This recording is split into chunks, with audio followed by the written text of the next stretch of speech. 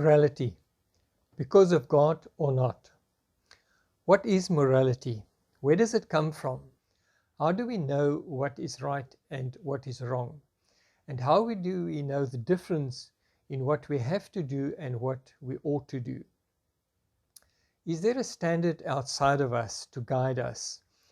Or does each individual, each culture, each society decide on what is right and what is wrong?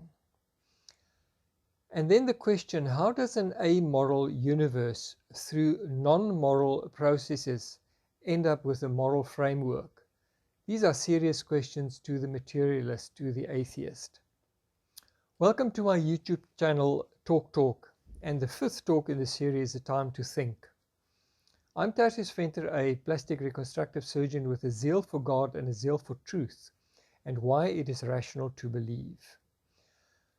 The word morality comes from the Latin word moralitas, literally meaning manner, character, or proper behavior. It is the differentiation of intentions, of decisions, of actions between those that are distinguished as being proper or right and those who are improper or wrong. Everyone, including the materialist and the atheist, everyone appeals to a moral standard. But is this moral standard objective, in other words, transcended, outside of our material brain, or is it subjective, that is, a product of our evolutionary process within us and within our brains?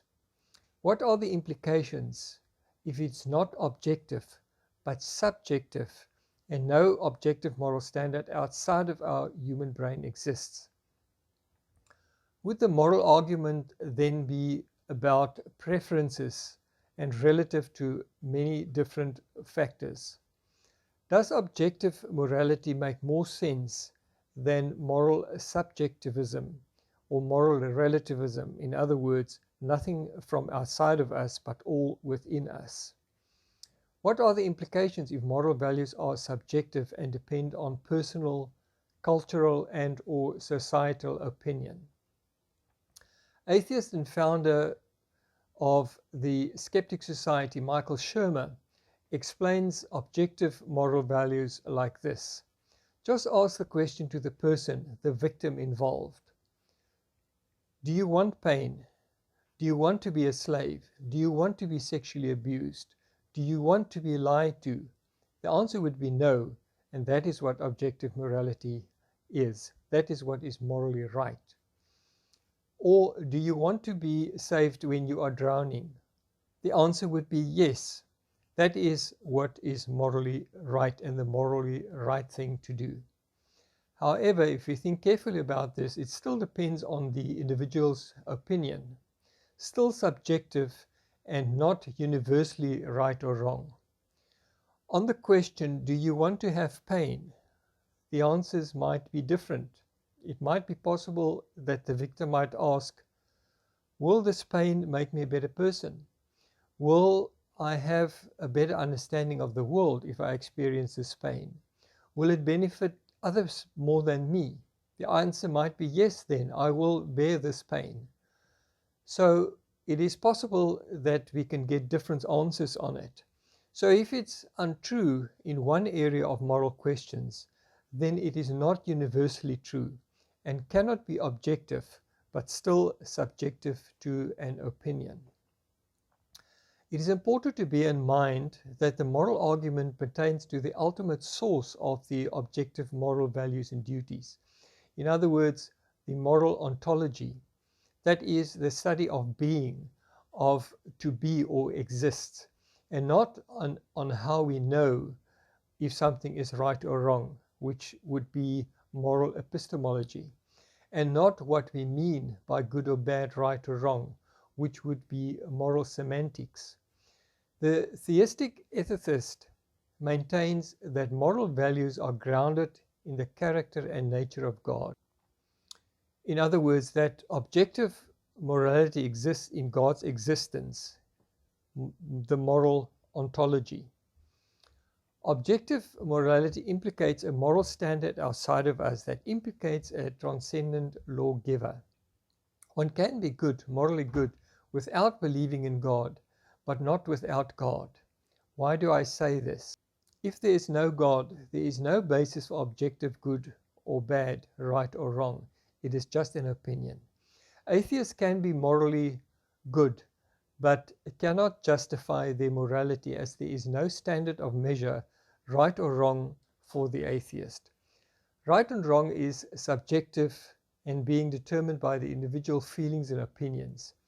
Even a culture's and societal opinion is reduced to human opinion. But then whose opinion?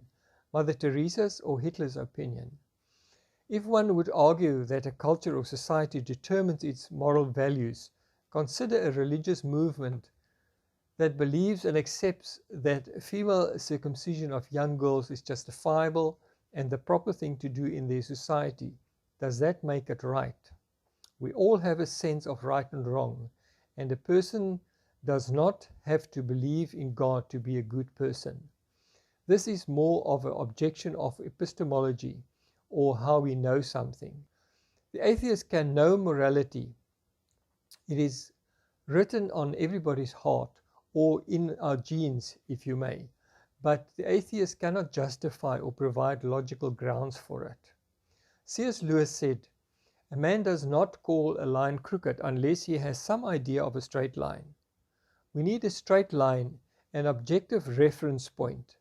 God's nature provides that objective reference point for moral values, the standard against which all actions and decisions are measured. It is not what God says is good that makes something good, or because what He wills, but because He is good. Good is what conforms to God's nature, to His character, to who and what He is. And if the atheist would claim that God is not good, that He is immoral, if one thinks, for example, on the so-called genocide of the Canaanites, I would refer you to the 5 questions every Christian should be able to ask by Elisa Childers, and I have the link to this video below.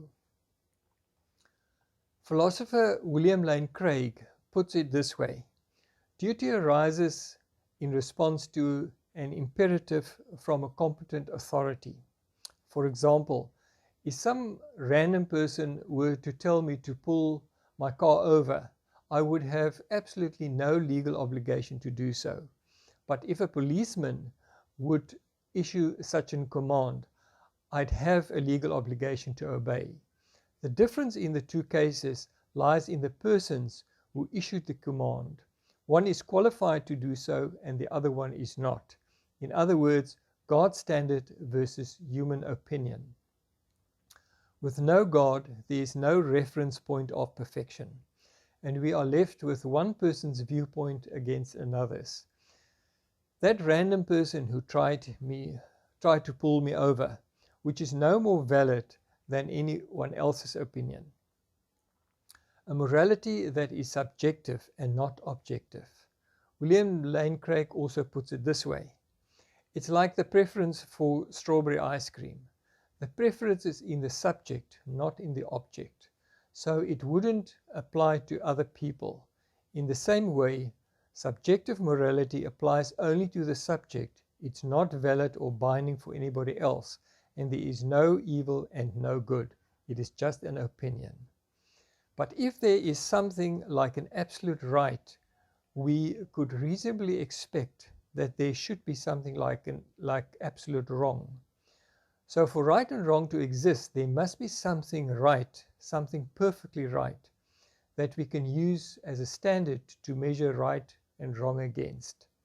God has expressed His moral nature to us as commands, the basis for our moral duties. Something is not good just because God wills it, or God wills something because it is good. God wills something because He is good. Moral action conforms to God's nature, and the more it conforms to its nature, the better it is. If atheism is true, there is simply no ultimate standard, and there can be no moral obligation or duties. According to atheism, humans are just accidents of nature. highly evolved animals, but animals have no moral obligation to one another. When a cat kills a mouse, it hasn't done anything morally wrong. If God doesn't exist, we should view human behaviors in the same way. No action should be considered morally right or wrong. The major difference between man and animal is that animals cannot think about their thoughts, cannot be introspective. And if a being cannot think about his thoughts, it cannot be held responsible for moral or immoral thoughts or actions. Animals cannot be moral or immoral. Humans have thoughts and can think, ponder these thoughts, and experience guilt and other moral feelings while thinking about the thoughts or actions, and therefore can be held morally responsible. But morally responsible to what standard? And the question, what is it that makes something good and what is it that makes something wrong, if it's only relative to opinion? The problem is that good and bad, right and wrong do exist. Just as our sense experience convinces us that the physical world is objectively real, our immoral experience convinces us that moral values are objectively real. Each one of us makes moral judgment and decisions every day, ranging from opening the door for someone to helping someone who just got into a car wreck. Every time you say, hey, that's not fair, that's wrong, or that is an injustice, you affirm your belief in the existence of objective morals and can call on these standards. We know child abuse, racial discrimination, and terrorism are wrong for everybody, always. Is that just a personal preference, just an opinion? No, a man who says it is morally acceptable to rape a little child is just as mistaken as the man who says that 2 + 2 = 5. Moral intuition naturally rises to the surface when it's allowed to, when subjective feelings are overridden by emotions. Objective morality means that moral statements like murder is bad are independent of the person saying it. Objective morality means that there is a standard of morality that transcends the human opinion and judgments, just like mathematics. What your opinion is on 4 + 4 = 10 is irrelevant to the fact. It is also irrelevant of human thoughts about it. It exists outside of the human brain. It would still be true, even if there is no humans. Morals are not invented, they are discovered, like mathematics. What this all amounts to then is a moral argument for the existence of God. If God does not exist, objective moral values and duties do not exist. But objective moral values and duties do exist, therefore God exists. Atheism fails to provide the foundation for moral reality that we experience every day. Humans, being shaped in the image of God, have an intuitive sense of right and wrong. It is not at all clear how the atheist, except at the expense of moral realism, can maintain objective standards of ethics without such a being as God as his ontological foundation. Recognition to William Lane Craig for many of the ideas expressed in this video. My next talk will be on subjectivism or subjective morality relativism. If you found the arguments expressed in this talk compelling, please give it a thumbs up and hit the subscribe button. Share it with your friends and family and also on your social media. This will be of a huge help to spread the message of why it is rational to believe in God. Facts we should know about the reality of God and hopefully help to better understand the factual reasons to believe.